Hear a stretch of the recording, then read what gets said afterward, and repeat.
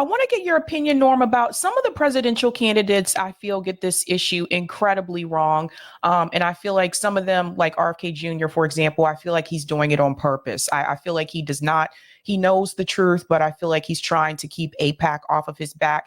There are two quick clips I want to show you. One is from an interview recently of Marianne Williamson about the occupation, and the other one is from RFK Jr. and Chris Cuomo, where RFK Jr. is basically saying that Israel is not an apartheid state. So I want to play this one first. That you just described were simply not the case. Israel is not an occupying force in Gaza. Israelis can't even go into Gaza. Hamas, they cannot even go in. Now the soldiers are in there because of this war that you and I both disagree with. They're before October 7th. Excuse me? They were there before October 7th. No, Israelis cannot even go. I'm not in any way arguing that the blockade of Gaza was not a good thing. However, Hamas, not all of the misery of the Gazans is due to Israel. Things that you just described. Okay, so that's the statement from Marianne about the occupation. Now, I would actually say that if the people are under a blockade and they can't move freely and Israel controls the resources, I would say they are occupied. And then I want you to hear what allow me just to do it one at a time, because I'm mentally exhausted and my memory is just not quite what it was, so I'm going to forget. First of all, I'm not politically correct, so I'm just going to speak my mind. Marianne Williamson is an airhead, and I don't see why anyone should take into account anything she has to say about anything. Okay, she's good at self-help, fine. If I needed self-help, I would go to Marianne Williamson. But I haven't a clue why she's commenting on these subjects. She has no idea what she's talking about. So let's start from the facts. It's the uniform opinion of every international organization and virtually every international lawyer, including the main Israeli lawyers, that Israel remains the occupying power in Gaza. Now, it controls everything that goes in, everything that goes out. It controls the airspace. It controls the water surrounding Gaza. It's as much an occupying power as if, to take a simple analogy, let us say there's a prison camp, okay? I should say just a prison. Let's say there's a prison. And one day it's decided that, you know what, we're sick of these prisoners. So we throw them the keys and they open the cells. And now they're able to freely move inside the prison. But then the jailers exit the prison camp, and exit the prison and shut tight the prison gates and then surround the prison. Would anybody in his or her right mind deny that Israel controls, that the jailers control the prison? Right. They throw the keys to the cells, let them out of the cells, and then shut tight the prison and surrounded it. Is there anybody in his or her right mind, and here I exclude Marianne Williamson, is there anybody in his or her right mind who would deny that the jailers still control the prison? Now, Sabrina, let's say the prisoners, they elect a representatives, we'll call it the Prisoners' Council, okay? And the Prisoners' Council, yeah, they're a bit corrupt. I'm not going to deny that. And some of the troubles of the prisoners can be traced back to that Prisoners' Council. I'm not going to deny that. But is anyone in his or her right mind going to deny that overwhelmingly the problem is these jailers who have shut tight the prison gate and won't let in if I can repeat myself, they won't let in nuts, biscuits, potato chips, musical instruments, toys, chicks, goats. I really wish Marianne Williamson, I'm sorry, I'm getting sick of this. I wish she would just shut up. Because she hasn't a clue what she's talking about. So she should just, I'm sorry for raising my voice. I'm not supposed to do that, but I'm tired. I just wish she would shut up because she hasn't a clue what she's talking about. And she speaks with such authority, like she's a graduate of a girls' finishing school. She speaks with such authority. Authority about what? Ms. Williamson, have you read a single book on the subject? Have you read a single human rights report on the subject? Have you read a single economics report on the subject? Then what are you talking about?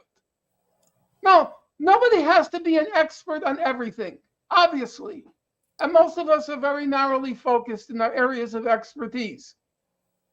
Most university professors, the only thing they know is the subject of their, doctoral dissertations. The number of bird droppings on day 4 of the French Revolution. That's all they know. That's their, So I'm not saying you have to know everything, but really exercise a little bit of humility. As Chairman Mao famously said in his report from the peasant uprising in Hunan province, I think it was 1926, he famously said, "No investigation, no right to speak," which in current lingo would be translated as, if you don't know what the F you're talking about, then shut the F up. And that's what I would like to say to Marianne Williamson. Just shut the F up, because you just don't know what you're talking about. Stop embarrassing yourself. Stop embarrassing yourself. Now, I'm sorry if that was a little bit edgy, but I just really get tired of this. She talks as if she knows anything. She might as well be talking about particle physics, which I'm sure, knowing her already, she probably does have some opinions on, because she mastered the multiplication table in 2nd grade. So the other clip is RFK Jr. He was on News Nation, and they were asking him about the apartheid. And so this is another one where I feel like he's another candidate that is heavily, I feel, on purpose, misrepresenting this issue with Israel and Gaza. And here's what RFK Jr. had to say. There's just a tsunami of misinformation and kind of moral bankruptcy that we're seeing on the college campuses about this issue. And the idea that Israel is an apartheid state because it's a Jewish state. Israel is the only nation in the region that does not have an official religion. All the other surrounding nations are Muslim. There's 40 nations in the world, 42 that have official religions. There is none in Israel. Israel is a free nation. It's a democracy. Palestinians in Israel can vote. They can hold political office. Even the prime minister and the president of Israel, if they win that vote, they hold positions on the judiciary. Every court, including the Supreme Court, they serve in the Knesset. A couple of years ago, a Palestinian judge, an Arab judge, convicted the prime minister of Israel for corruption. Israel has freedom for if in Gaza, you get the death penalty for selling land to a Jew. There are no Jews in Gaza. Oh, you look at this double standard that is being now applied to Israel's behavior compared to the behavior of all the countries around it. Your thoughts? Those are just some of the things that RFK Jr. has said, but he's heavily come out defending Israel. Some people are saying they feel like he's running to be prime minister of Israel, not president of the United States. But every opportunity that he gets, every interview he's gone on when this issue comes up, he purposely smears the Palestinian people. What do you think about what he said about Israel not being an apartheid state? And would you be interested in actually having this discussion with someone like RFK Jr. or Marianne Williamson? I would not be interested in having the discussion with Marianne Williamson because it's like debating. It's the equivalent of watching paint dry. There's no mental stimulation that would, and no enlightenment that can come out of a conversation with Marianne Williamson on this particular topic. Maybe on other topics, as I said, I'll defer to her on self-help. On the question of Robert Kennedy Jr., he describes what he calls this tsunami of misinformation on the college campuses. Well, Mr. Kennedy, long before that tsunami of misinformation, the major human rights organizations weighed in on the subject. Amnesty International put out a 250-page report, very detailed, in which it said it pronounced that Israel is an apartheid state. Human Rights Watch put out a report. It stated that Israel practices in the occupied Palestinian territories, meaning the West Bank and Gaza, they constitute apartheid. Those practices constitute apartheid. They said within the state of Israel itself, it's a two-tier system, sort of equivalent to our Jim Crow system after slavery. Wasn't an apartheid system, but certainly wasn't a democratic system in any meaningful sense, be it the American South after slavery, after emancipation, or Israel today. The main Israeli human rights organization is called B'Tselem. And it put out a report. I happen to agree with the B'Tselem report. It says, first of all, let's stop talking about occupied territories. There are no longer occupied territories. Israel has annexed them. Gaza, the West Bank, they're part of Israel because they've been part of Israel since 1967.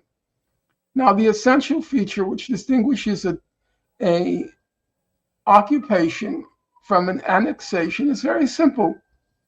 Occupations are supposed to be temporary. If it's not temporary, then it becomes an illegal annexation. I think we can conclude 1967, we're just a few years shy of 67, yes, a few years shy of 60 years. After 55 years or so, we can conclude the territories have been annexed. And so there's one state. There's one state from the Mediterranean to the Jordan, okay? And in that one state, about 5 million people have no right to vote. In fact, they have no rights at all. The people in the West Bank and the people in Gaza have no rights at all in the Israeli state, zero. So it's a very peculiar kind of democracy in which 5 of the 14 million people have no rights to vote, no rights. Forget about no rights to vote, no rights, period. And the other 2 million, namely the Israeli Palestinians, they're second-class citizens. There are 10,000 laws on the books in Israel which privilege the Jewish as against the non-Jewish population. So you can say of half of the 14 million people in the state of Israel, because the West Bank and Gaza are part of it, of the 14 million people, overwhelmingly, 7 of the 7 million non-Jews, overwhelmingly they have no rights, and a small fraction, 2 million of the 7 million, have second-class rights. And then I would just say, I don't have time to go through it right now, but there is such a long list now of Israelis, including Israelis in the mainstream of political life. I can't even keep up anymore who have now conceded Israel has become an apartheid state. So what Robert Kennedy is doing here is just repeating the talking points of his guru, Shmuley Bodiak or something like that. I call him Schmucky Botax. I don't know what his name is. This ambulance chaser who calls himself a rabbi. I don't think there's any serious dispute. I would say, yeah, there's some argument about within Israel proper how to describe it. When I say Israel proper, I mean the June 1967 borders. And there are differences of opinion between Human Rights Watch,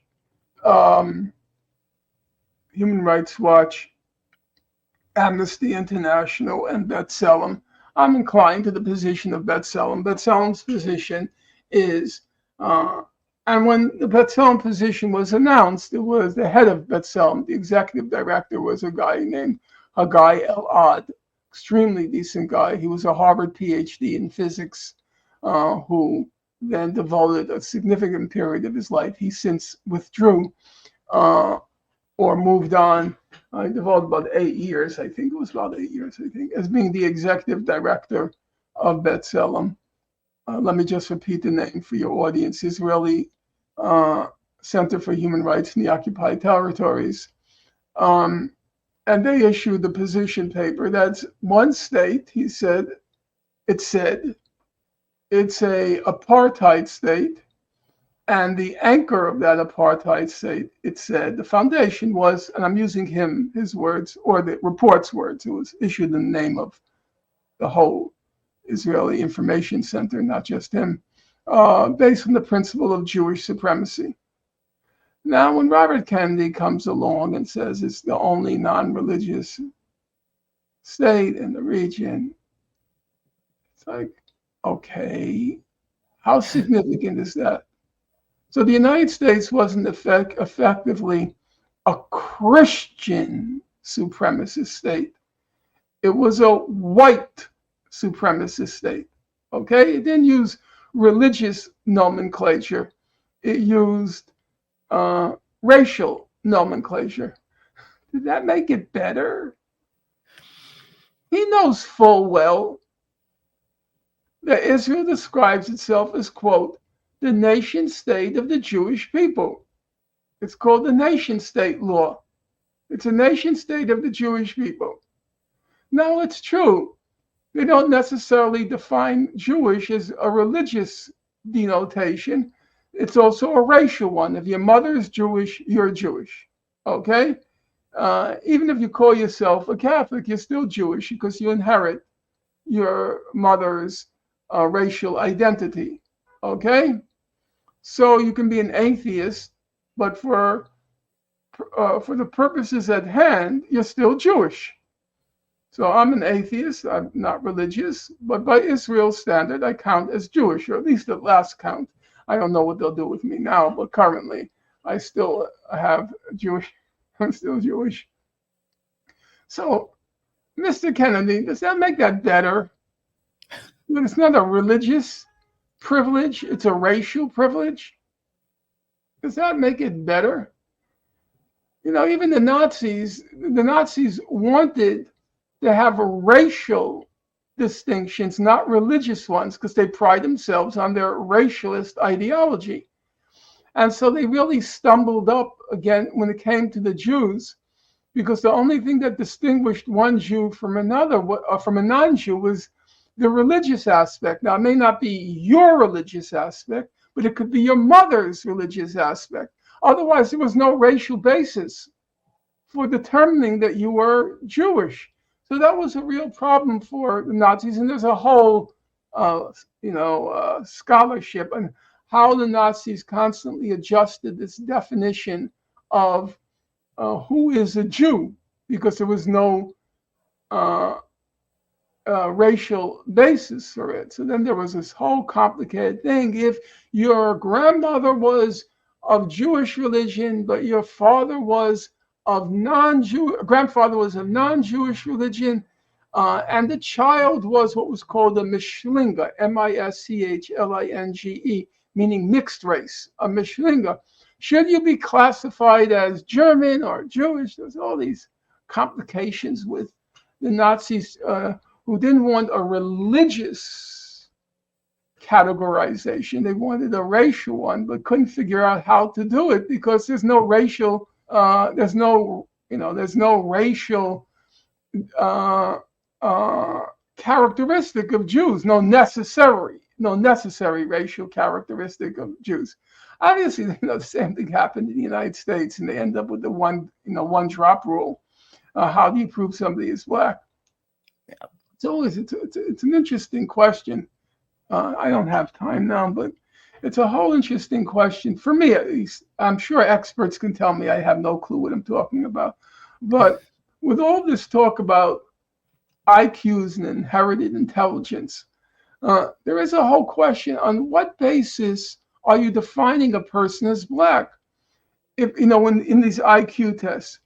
So if you're using the one drop rule, then maybe the results are from the 99 out of 100 drops. It's not black.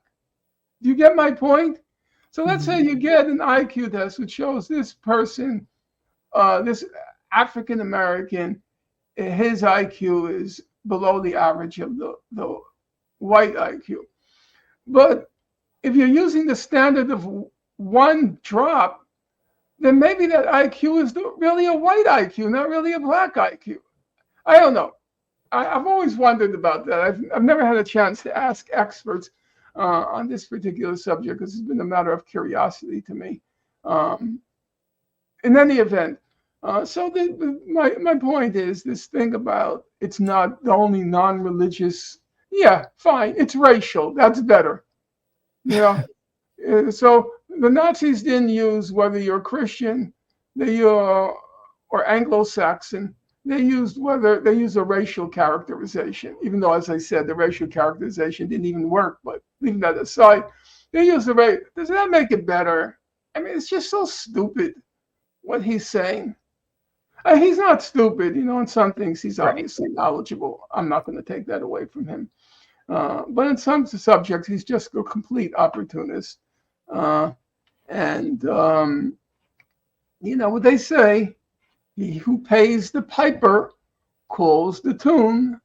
And I'm sure Shmuley's on working the phones, raising money for Robert Kennedy. And those folks have a lot of money. And I may be accused now of anti-Semitism, but guess what? I don't give a darn. As Rhett Butler famously said to Scarlett O'Hara, I don't give a damn. That was the first curse word ever in a Hollywood movie. I don't give a damn. The same people who are now blackmailing the leading American universities by threatening to withhold $100 million here, $50 million there. I mean, that's significant money. They are the same ones who will give or not give to Robert Kennedy, depending on his stand on this field. That's just a fact. I don't know why people would be shocked by that fact, but we have a lot of money at stake. These people are big rollers, as they say. In the case of Harvard, the case of University of Pennsylvania, they were threatening an individual, one person, $100 million. So when Shmuley rings them up, now most of them are going to give to Biden anyhow, or Trump, but some of them will probably waver a little, and the litmus test is going to be the same as with the college presidents. Are you going to support Israel's genocide in Gaza? That's the litmus test. So, of course, he who pays the piper calls the tune, and there's a price to be had. He's a complete opportunist, and frankly, when we're in the midst of a genocide, that's really quite revolting what he's saying.